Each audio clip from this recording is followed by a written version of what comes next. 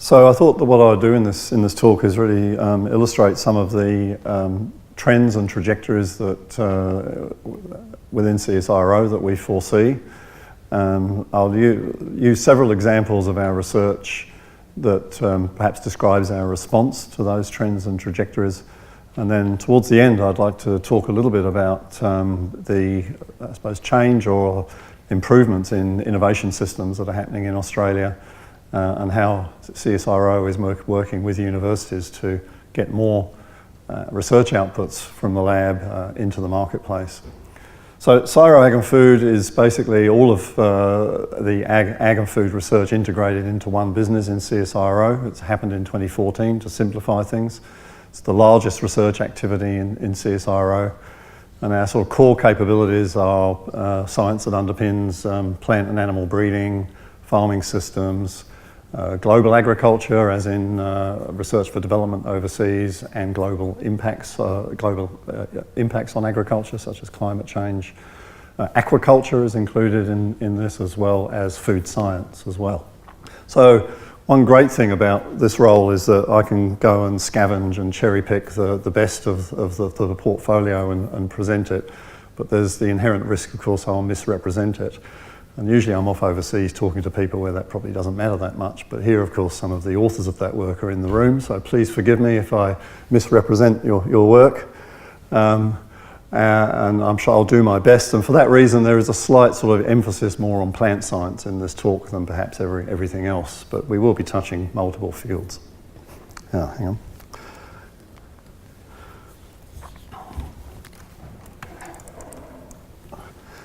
So this is what I'm going to be outlining. I'll be talking about megatrends, and then I'm going to talk a little bit about science responses in agriculture to climate change, our position at the moment in renewables and some of the work we're doing in that space, and sustainable products, health and nutrition, the role of transformative technologies, and illustrate some of those that are under development or actually in use, have been delivered in CSIRO. And then this issue of the innovation system in Australia. So we have a futures group. It's always dangerous to have lunch with futurists, but this is, they actually plot the prospective futures that different sectors are heading towards. And this was some work that they undertook a couple of years ago in the agriculture space. And I think it portrays really the obvious in trends to most people, but it does it in a nice framework. I'll quickly run through it. Big driver, of course, globally is increasing population and the need for more food with fewer resources available to produce that food. A wealthier world in our region, China, Southeast Asia, a middle class is growing very, very rapidly. And those people have more money, so their diets are changing. They want more diversity in their diet, more protein in their diet, and they're prepared to spend more on their diet. And they also want healthy food. And then choosy customers, they want health, they want safety. Ultimately, people will want sustainability and ethical production systems in their food products. So a lot of opportunity through those megatrends. Bumpier ride illustrates issues and challenges that we're facing, such as climate change, some of the socioeconomic volatility that exists in the world that actually intersects some of the delivery of products to the people that need it. But those challenges, I think, are offset by the technological opportunities that exist at the moment for agriculture. The advent of digital technology, not only in the marketplace for growers, providing tools for growers, but also providing tools for researchers, where much of our science these days is data-driven and big data-driven. That's affecting things like genomics, but also farming system science and many other aspects of our lives. So this is some work so one thing I should say is that in the role I have at the moment, it's one, a leadership role, but it's a stewardship role really of a legacy of research that's been going on for decades really in CSIRO, and will continue to go on when I'm no longer in this role. Much of the work actually is not something that's that recent. It's come to a culmination recently, but I would like to acknowledge the people that actually established this, and this reflects work by Brian Keating in particular to put some framework around food security through this sort of Wedges idea. Basically 70% increase in food by 2050 approximately. Three components, basically reducing the demand for food, filling the production gap, and sustaining the capacity, because if we do nothing, we go backwards. It's probably gone a little bit beyond food security, and this is some work from Mario, I see in the audience, Mario Herrero. There's now a strong emphasis on nutritional security globally. And this is actually a map of nutritional diversity in agriculture that Mario and his team put together of the globe. Actually, there's a line on there about corn and soy, because I put that in for a US talk. But what it does actually show is that, what it illustrates is that it's not just staple calorie-driven crops that we need to improve. We need to basically get our science into a diverse range of crops so that the human race can actually maintain a healthy level of nutrition. And you'll see that, in fact, some of the most highly developed agriculture actually corresponds to some of the most nutritionally poor agriculture. If we look at, say, countries like Australia, America, Canada, for example, Argentina. So that's just a thought bubble to throw out for you to think about. This is Brian's slide. I'm glad he did it, because I wouldn't know how to actually make this slide. But it illustrates that if you're going to address those three components of reducing demand, filling production gap, and sustaining capacity, there is no silver bullet technology that's going to actually provide a solution. It's essentially a system that needs to be developed to address the requirement for increasing food production. And I'm sure if you look around that wheel, if you work in agricultural science, many of you will find a home for the science that you do in a part of that wheel. And they're all equally important, and all together, I think they give agricultural scientists optimism that the challenge will be met, just as it was during the Green Revolution. But this is actually a little more challenging just because of the environmental constraints. So I'll move on from those trajectories and requirements that drive our science, and most of our science is actually framed according to those drivers. We have a national footprint. We operate nationally in CSIRO Ag and Food, and we do get exposed to really some serious challenges. And the graph up on the left there is a plot of the rainfall in the inner wheat belt in southwestern Australia over the last 110 years relative to the average of that 110 years. And you can see that basically in the last 20 to 30 years, almost every year has been below average. And that's changing the farming systems in those areas. We're seeing an introduction, for example, of sheep into that system. And that CSIRO's response to that is to start developing and commercialising saltbush, which provides forage that can be provided on farm to maintain sheep populations when other feeds are not available. Interestingly, when I've shown this graph to climate deniers, they've said, oh, well, that's just one of these decadal variances. The reason this rainfall deficit's happening is because the weather systems that used to clip southwestern Australia are now actually moving south of that area, and it's actually increasing snowfall into the corresponding area of Antarctica.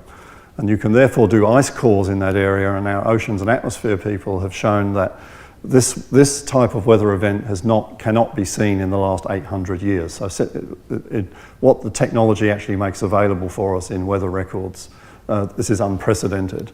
So it's not actually a decadal variance that will go away eventually. It's most likely actually a true reflection of climate change. The diagram on the right is from Svi Hockman's work, and I'm sure Svi's in the audience. I can see him up there somewhere.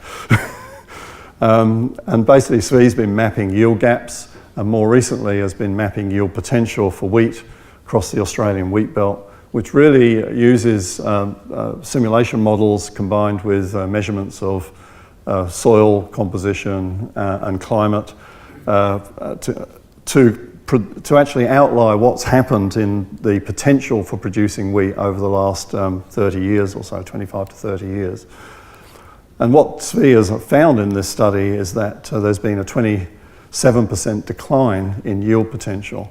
But yields have not actually declined in general, have not declined that much during that period, because his work has also shown that yield gaps have actually been closed. But of course, as a solution to production, closing the yield gap alone only take you so far.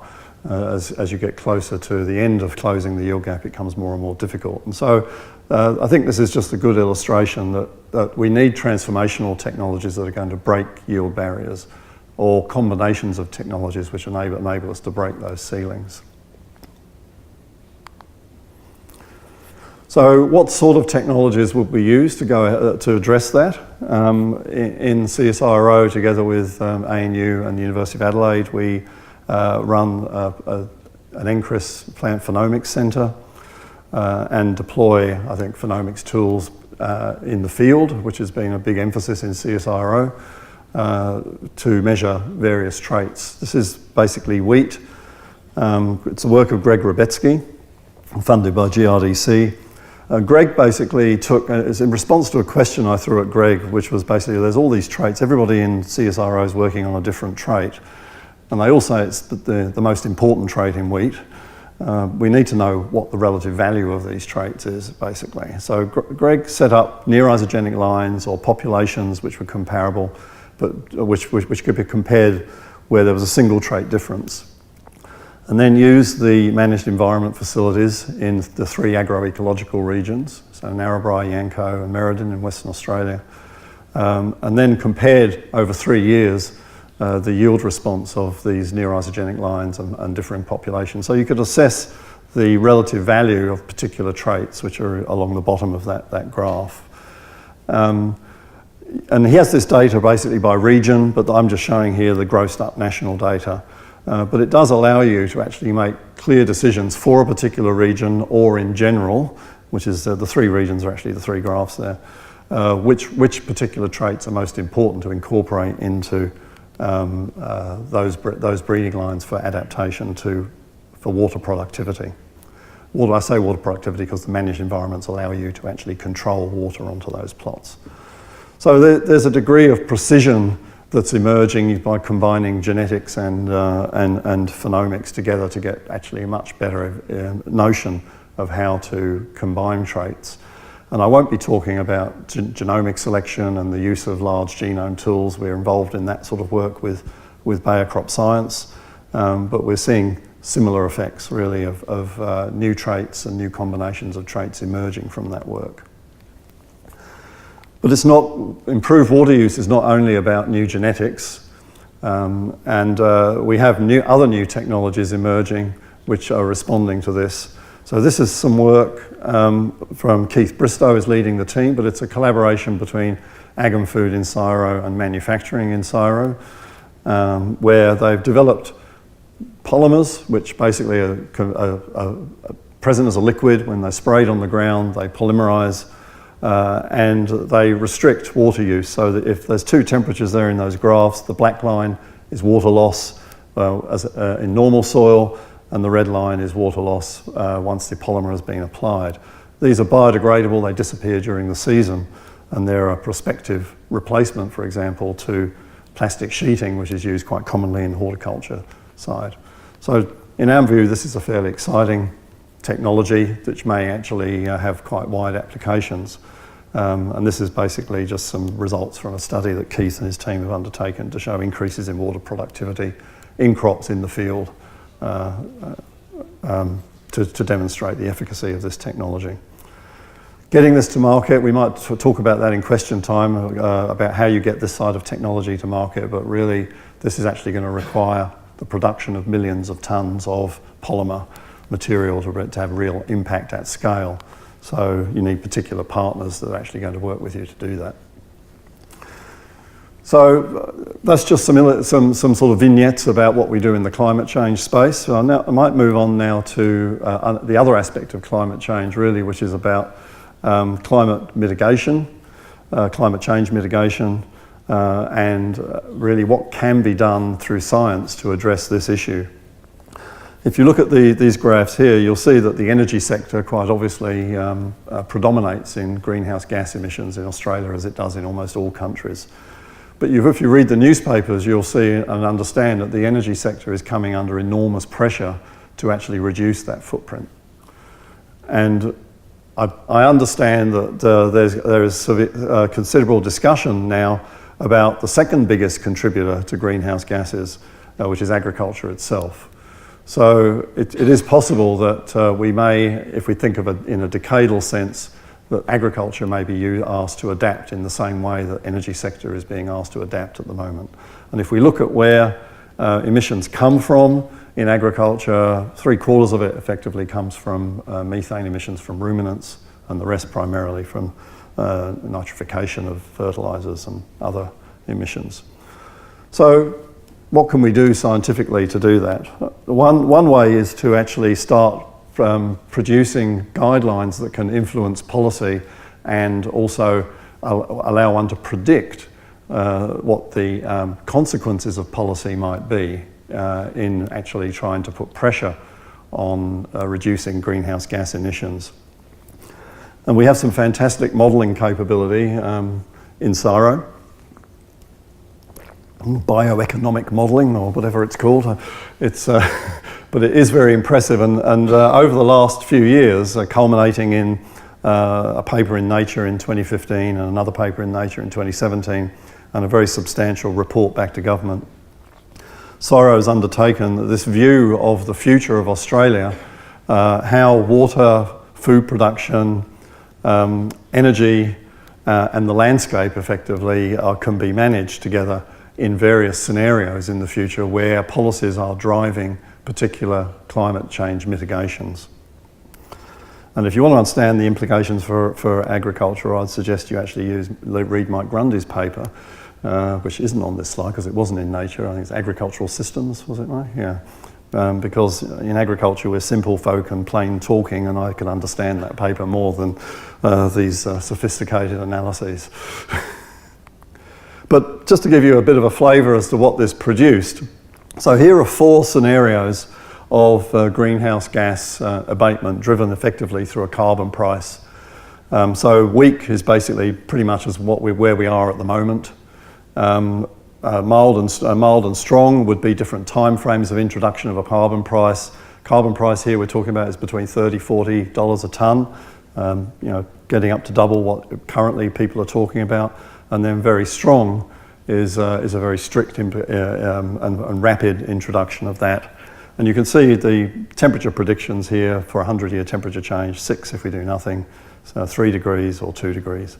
But if you look at the maps of Australia there, weak is where we are at the moment, and you can see there's basically a lot of cattle production in that kind of slightly greeny-grey colour through sort of central Queensland, and as you're aware, that's where a lot of pasture land is.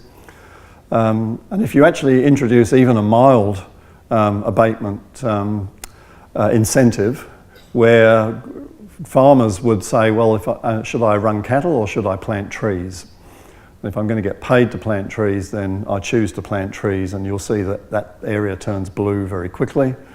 And so actually carbon prices in agriculture can completely change landscape use. It's not quite as dramatic as it looks in this graph, because this actually, the wonderful thing about this is it goes right down to a very high level of resolution. You can look at how this will play out at a regional level. But nonetheless, I just wanted to illustrate that this study does actually throw some features back at you in terms of consequences, which are not actually, I think, intuitive. I think the other surprising thing from this study that came out was we always talk about trade-offs usually. If we introduce measures that are going to restrict, put a price on carbon, then in fact that will drive productivity down. There's a trade-off there, an environmental trade-off versus an economic trade-off. But the modelling in this study indicates that many features of productivity and profitability still rise in all scenarios. Probably not as much as they would in every scenario, but they still rise significantly. And so there's actually less of a trade-off than was, again, intuitively thought. So that's a sort of modelling exercise to influence policy. But there are technologies that are emerging also that can address climate change and greenhouse gas emissions from agriculture. This is some work from Rob Kinley. Rob's based in Townsville, and he's been working with a team called Future Feed. That's the sort of tag name for the team. And they've been looking at additives to cattle feed that will suppress methane production. And they found that the most potent additive that they could find was actually a macroalgae called Asparagopsis. It grows in North Queensland. It's a seaweed. And you can see in this graph as you incrementally add the dried seaweed into feed, you get a reduction in methane. And there's some exciting results coming out of a larger scale feedlot experiment at the moment that's replicating this, but also indicating potential added benefits in productivity. But we have to yet to see the results from that as it finishes. So this is a way of maybe giving feedlots a social license, because if they will come under pressure, as I indicated, to reduce methane emissions, but maybe simple additives like this can actually help reduce the impact and at least show to society that they are doing everything they can. This, of course, is again, it would require a large new industry, production of algae on extremely large scale. And again, the question is, how do you actually then get that to market? But one thing I can say, I thought that the industry would be slightly sceptical of this, but I think as we've gone out and spoken to a wide range of customers, this is getting a lot of attention in industry as a potential, should we say, mitigation and also alleviate their social license. So climate change, related to climate change is of course renewable products and the production of chemicals from natural products, the production of fuels from natural products. And I know that there's a strong interest in Queensland in that area. And our efforts have mainly focused on oils. We have a very extremely high capability in our oils team, led by Surinder Singh, who I actually worked with in biochemistry department at UQ in 1980. So Surinder's been around for a while too. But a very exciting breakthrough has happened in recent years from this team. And it's basically taking 3 or 4 genes and putting them into plants, which actually switches carbon production into oil in leaves. And you can see this is actually photoshopped, by the way. The tobaccos don't drip oil. But if you look at the section there of the leaves, you can see those orangey greeny droplets in the middle. They're oil droplets, which don't exist in control leaves at all. And the way this was done is effectively to put in 4 genes is the most effective combination at the moment. So a transcription factor that basically activates carbon flow in towards glycerol and fatty acids. Acyl transferase that puts fatty acids onto the glycerol backbone. A protein that coats oil droplets and stops them getting sort of breaking down and degrading. And then also an RNAi to suppress the mechanism that actually degrades fat. So it's 4 gene combination. And at the bottom there, you can see some of the results. Basically 34, if you look at the bottom row, 34.9, effectively 35% of the dry weight of these plants is oil. It's absolutely an amazing result. They still look in the glasshouse quite normal, and I actually asked them to do field trials, and then we found that these are tobacco plants. You can't actually do a field trial of tobacco in Australia. That's not allowed by the tax office. So I'll talk at the end, because I'll talk about the commercialisation of this technology a little bit towards the end when I'm in the innovation space. Related to this is the renewable and sustainable production of aquafeed. At the moment in aquaculture, basically farmed fish are fed wild catch fish to basically provide protein, but also to provide omega-3 levels. And that's not a sustainable circle, effectively. So ideally, one would want to actually have other sources of omega-3, for example, other sources of protein that actually maintain high levels of omega-3 oils in aquaculture-derived fish products. So for several years, with funding from GRDC and in a partnership with Newseed, the team has been working on developing omega-3 oils. It involves putting 8 genes. This is obviously a GM product like the leaf oil product. Putting 8 genes from algae into canola, remembering of course that even though you get omega-3 oils from fish, it's actually produced by the algae and then moves through the food chain. So you put these genes into canola so they're expressed in the seed, and about 16% of the oil in that seed then becomes an omega-3 oil, a long chain fatty acid. DHA is the first, and then provides essentially equivalent omega-3 oils to fish oil.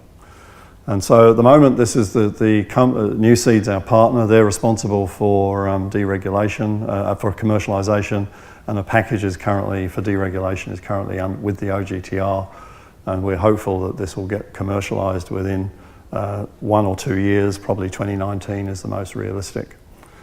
Yeah, I'm happy to entertain some questions about that as well. But again, it's a response, I think, to a trend that we're looking at, that agriculture has to become more sustainable, more responsible. So if you remember those macro trends, one of them was about health, safety, the middle class in Asia, and the growing market opportunity. So this is, again, a slide produced by Martin Cole and Food and Nutrition. The food part of Food and Nutrition joined agriculture last year in CSIRO, and there's a strong emphasis on food safety, food health in our work. CSIRO worked with the Food and Agribusiness Industry Growth Centre, the federal government body, to produce this roadmap, which people might be interested in looking at. But really, the major theme of that roadmap is about capturing the opportunity for value-added products in the Asian marketplace based on either their convenience, their indulgence factor, the ethical production, and their health elements, and health is predominant, and safety is a given. You cannot compromise on safety. The problem with safety is getting everybody to pay for it, because everybody says, oh, it's a given, but it's sort of, well, the government can pay for food safety. And that's a nexus that we need to challenge. So our work in CSIRO has been, I think, moving in this trajectory for quite a considerable length of time. Products, we had a flagship called Food Futures, which was developing these products, which are now actually coming to, I think, become quite successful. And I'll just walk you through some of these. Some of these have been around for a while. So Barley Max is a cereal. It's a mutant form of barley, which has mutations in starch branching enzyme genes. And the result is that it has a much higher amylose content compared to amylopectin, which is called resistant starch, which has a lower GI, moves through the lower bowel, and promotes the growth of good bacteria. It's a wonderful product. Anybody who's tried it knows that it actually works. It's real science in action. But it's actually, penetration into the market has been relatively small in Australia. And it just goes to show how hard it is to break into people's established eating and purchasing habits.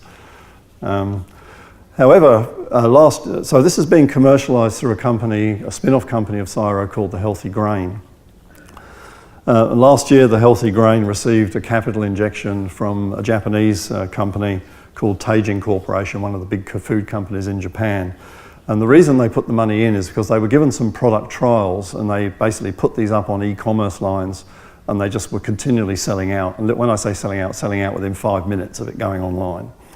And so Teijin said, well, this seems to be appealing to our consumer base here in Japan. So they bought into the company, and there's now about 20 products in Japan being on the marketplace, and literally it's supply limited. The supply of barley is the major limitation to the growth of that business at the moment.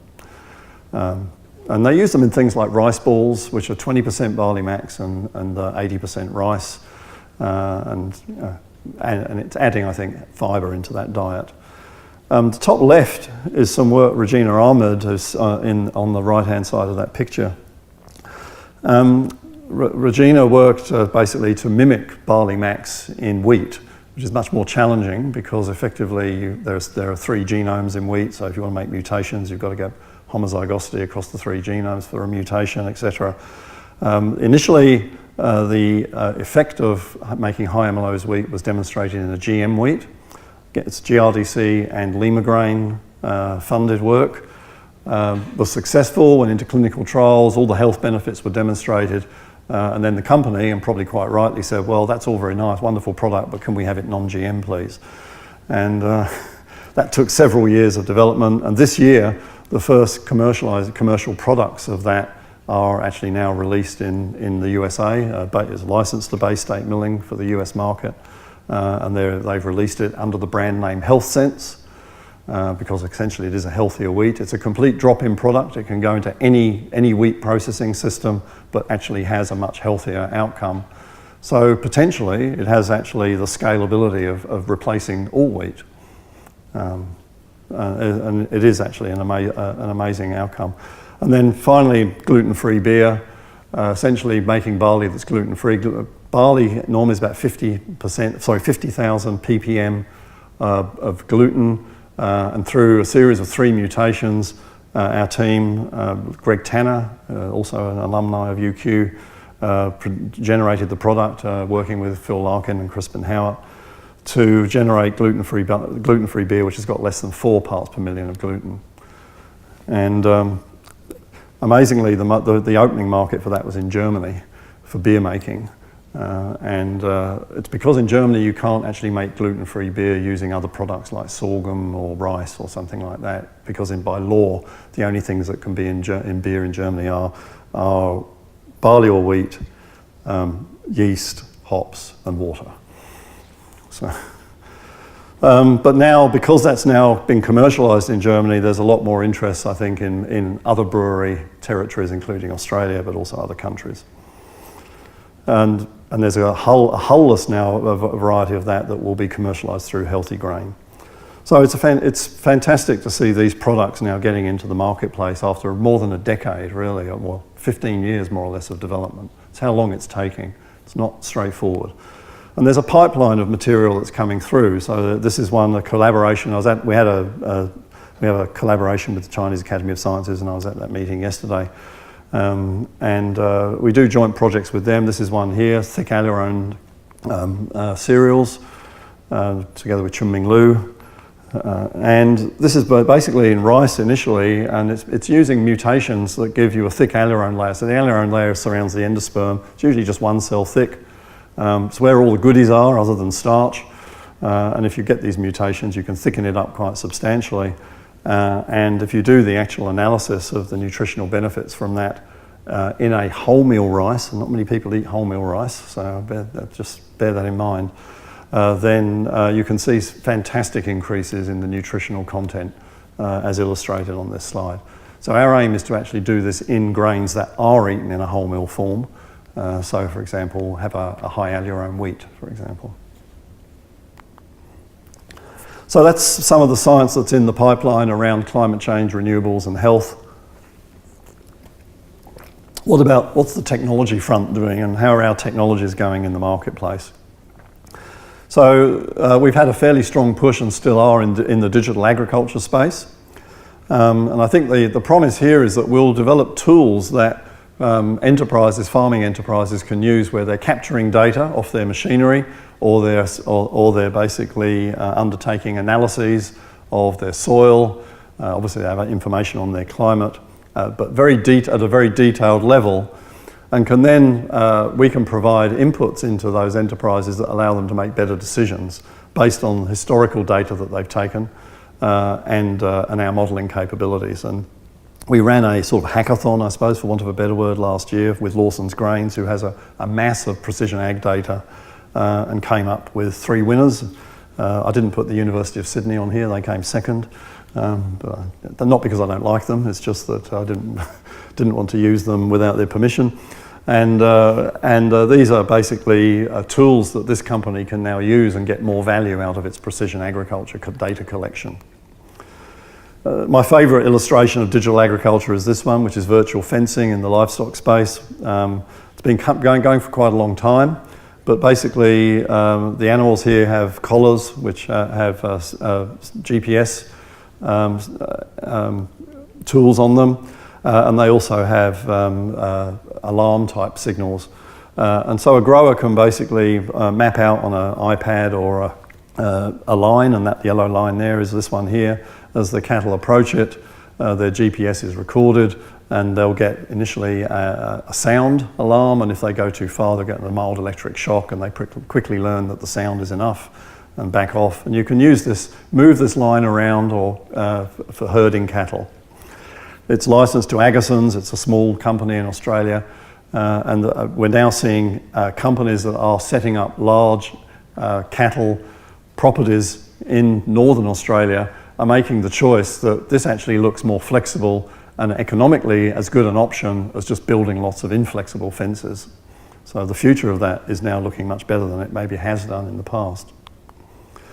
This is one of my favourites. So we do a lot of work in CSIRO on image detection. It's usually trying to detect what species an insect is by basically having a picture of it and then doing an identification.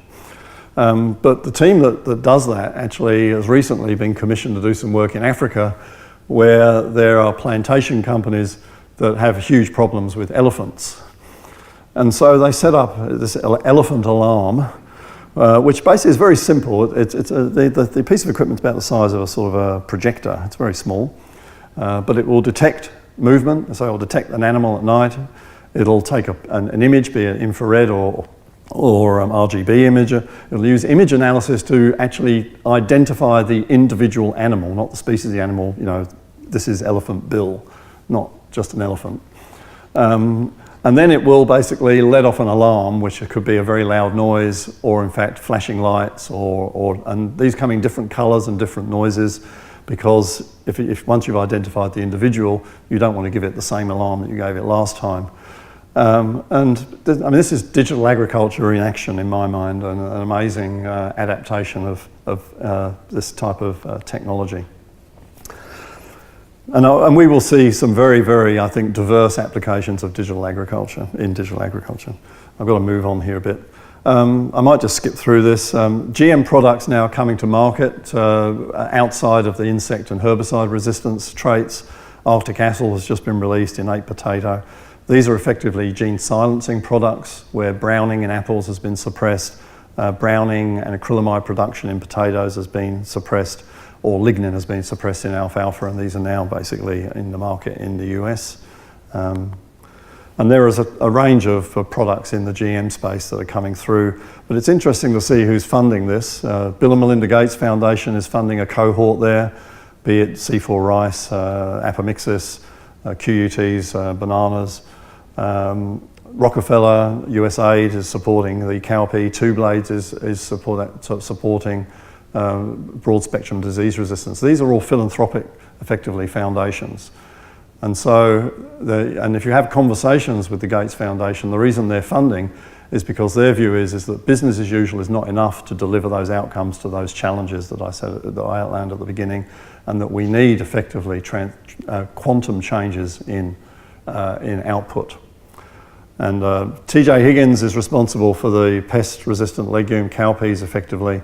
You can see the difference in yield off a plot there. The tiny little pile of seeds on the left-hand side is the normal one, and then there's TJ's BT. That's now been approved for release, and we're hoping that will actually now go into commercial use in Ghana and other parts of West Africa. It's been through the regulatory process, and that should go into the market next year. And then that's just an amazing journey for someone like TJ. He's taken that product from nothing to actually putting it in the hands of poor growers. Gene editing, a lot of interest in gene editing at the moment, because it may in fact avert the regulatory route for GM. It's likely to do that, I think, for small base pair changes. It's unlikely to do that for any kind of large insertion. And most of the published success is really in disease resistance at the moment. So there's 2 papers here, not from us, one from the Chinese Academy of Science and one from John Innes Centre. We're doing gene editing really again in this healthy food trend, and we have sort of a few projects. This is an illustration of one, trying to turn wheat fibre into oat fibre. Oat fibre is great, it reduces cholesterol, wheat fibre doesn't. Steve Jobling in our cereals group has identified the enzyme responsible, I'm just pointing at that, the enzyme responsible, the CSLF6 for producing 1314 glucans in wheat. Basically, you can identify a single amino acid that will turn wheat, which has got this depolymerization index, to closer to being like oats, which is this. This is the difference between, it looks small, but the areas are very tight. Through a single amino acid change, and we're working with the Chinese Academy of Sciences to try and make that change so that we can try and convert wheat fibre to be like oat fibre. I'll skip over that. I think I'll just come now to the sort of the more philosophical part of the talk. I'm sure that all of you in the audience, be it in QAAFI, UQ, also are have in your hands technologies or have made discoveries that you think can make a difference in the marketplace. And the question is, how do you then get them to the marketplace? In some cases, you can do it through the way you do research. So we've been running with GRDC funding a program called the National Water Use Efficiency Program, which is led by John Kierkegaard, which is effectively almost a participative program which brings consultants, farmers, all the users together as a part of the experimental program. And it's basically just changing farming practice and taking advantage of models, differences in flowering time in cereals and management of other inputs to actually get the best crop per drop outcome for that grower. And that won the Eureka Prize 3 years ago.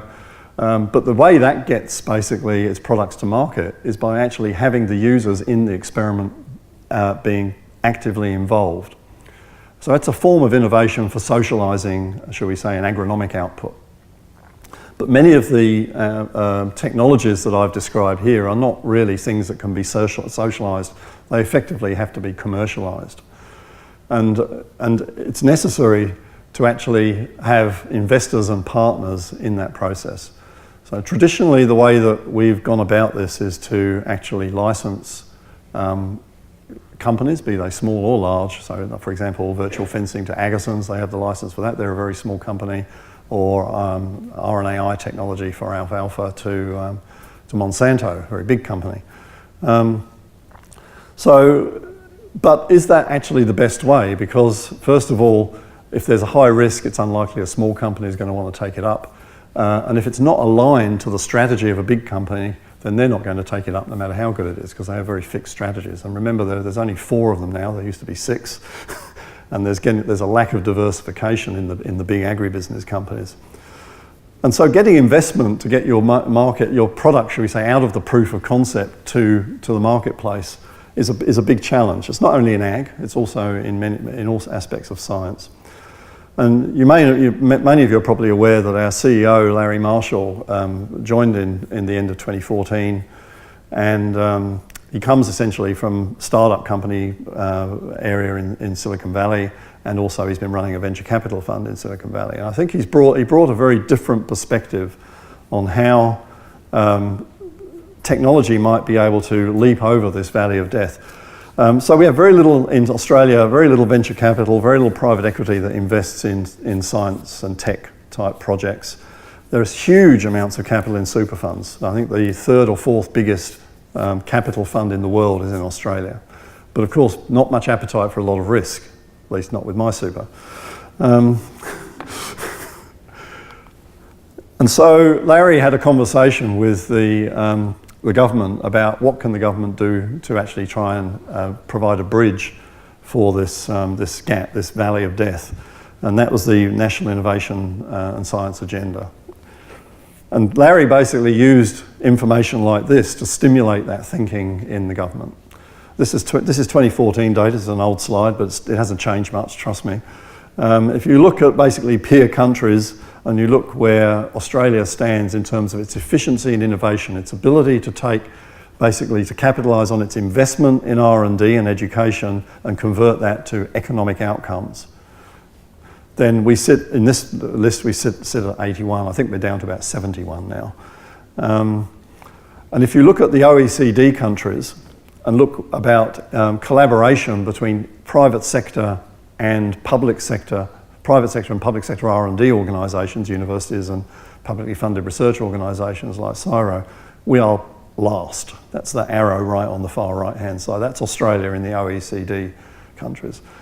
So this was a big wake-up call for the government, effectively. I mean, we don't like coming below sort of 5th or 6th in the Olympic medals tally, and I think last in the OECD for collaboration just doesn't cut it. So Larry was able, I think, to mobilise some funding out of the government, not only into CSIRO, but into a wide range of sectors. But CSIRO was charged with basically taking some leadership in this area and providing, shall we say, partnering and servicing opportunities to other components of the sector, so mainly universities. So we set up a program called ON, and it's an accelerator type program which takes an idea, takes a team that has an idea, usually bit more than an idea, usually some sort of proof of principle, and we'll work with that team to fully explore the commercial opportunity and the business models that can take that opportunity to market. We ran it in CSIRO for a year and a half before we opened it up for universities. That was just to get the team working properly and get it all sort of tested. And now there have been multiple, there's over 30 now, this is slightly out of date, university partners that have been through other publicly funded research organisations. And there are some, I think, extremely exciting outcomes coming out of this. Perhaps the most exciting outcome from my perspective is that people are going into this process sceptical as to whether they have a commercially viable prospect. They're often finding that what they thought the application was is actually completely different, and that the marketplace is telling them, well, why don't you use it for this? So they're pivoting their business system, and all of a sudden they come out highly energized that, in fact, if you do all the math around this, then this is actually viable. I won't do that, and there's increasing amounts of capital that's available to invest in this space. As a part of the NISA, the government put up 70 million to create a fund, a venture capital fund, and CSIRO put in 30 million into that fund to create an initial fund of 100 million, and then that is being taken to other investment agencies, particularly super funds, to see if that can be doubled or trebled.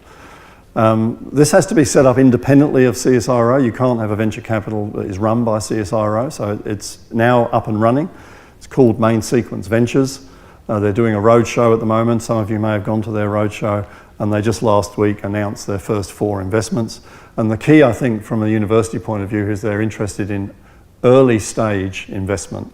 They're actually prepared to invest at an earlier stage than maybe a regular venture capital company might be prepared to. And so I think at the moment they'll be investing both inside and outside of CSIRO. And I would suggest that you do talk to them, but they're not the only one in town, and there are many other VCs that are interested in this technology. And my proposition is that if you've got a good idea that's ripe for this type of investment, you won't have trouble finding money to back it. And I'll give you a couple of examples now. First is it's a digital example. This is some work from Nancy Shellhorn and a team of people from Data61, agri-food and Health and Biosecurity in CSIRO. Effectively, it's a recognition system like the elephant one, except this one's an insect. It was developed to manage fruit fly. You put out traps, insects enter the trap. Initially, they were being identified by image. Now they're identified actually through sensor behaviour, by how the insects actually walk. You can specifically identify and feed, specifically identify which insect that is. And then that will send an alert back to a home base that we have an unwanted insect at this spot. So it's initially developed as a biosecurity tool. When they actually went to, this is essentially what you would call public good funding, but when they went into the ON program, they came out and found, well, actually we can license these traps and this detection system to national governments, state governments, etc. Anybody who has responsibility for biosecurity. And you can license it out like a mobile phone license, so you have to pay $30 a month per trap or something like that. Not that that would be the price, I'm not sure what the price is. And that actually makes a viable business. And added to that, you can actually also scale this up, potentially, to actually provide guidance for precision crop protection in larger scale agriculture as well. So there's a lot of interest, there's a strong interest in digital technology and venture funds at the moment, and this is very likely to be one of the next companies that spins out. This is the leaf oil team, which have rebranded themselves as Next Oil. And there's two applications for this. One is to create forage crops that actually have higher oil and higher calorific value. And a company was spun out of CSIRO called Amphora earlier this year, which is doing that. And it's basically to drop into a cropping system like corn in the US, where there's silage that's generated at the same time as grain, and adding the value to the silage, and also it's a GM crop that's already in the marketplace. But the big game in town here is how can we set up a new production system for producing oil at large scale that might compete with palm oil or canola, for example, as an oil producing system. And interestingly, I told you this proof of principle was done in tobacco, and that was essentially done as a model system. But when they went into the program, they started exploring the marketplace. And they came across basically the US tobacco industry, which centered around areas like Kentucky, for example. And the US tobacco industry is crying out for new applications for tobacco, effectively because they have a whole farming system that is adapted to tobacco farming. And they almost fell off their seats when they saw this technology. And basically, because the plants are there, it's all ready to go. So that's an early sort of what we call minimum viable product to enter the marketplace. But then there's the bigger prize maybe of a switchgrass or a miscanthus or a biomass type crop that might be beyond that. And so that's on a runway to spin out as well. And the reason we're going down this route is because when we had discussions with big agribusiness, they all looked at this and said, well, this is just too disruptive, and we're already so heavily invested in canola or heavily invested in palm oil that it effectively doesn't fit into our strategy. And this really comes to the point about how disruption happens. Essentially, you start small as a small competitor in the space, and nobody really cares about it because we have our system. Then you start to grow the business through this venture capital investment, and the establishment will say, well, we're still pretty much dominant, and then very rapidly partnership, acquisition, and scale happens, and that's really we've seen that happen in the digital space. So at the moment, our philosophy for many of our technologies, if you're getting resistance from the marketplace, is to actually go down this track where you can start small and grow big.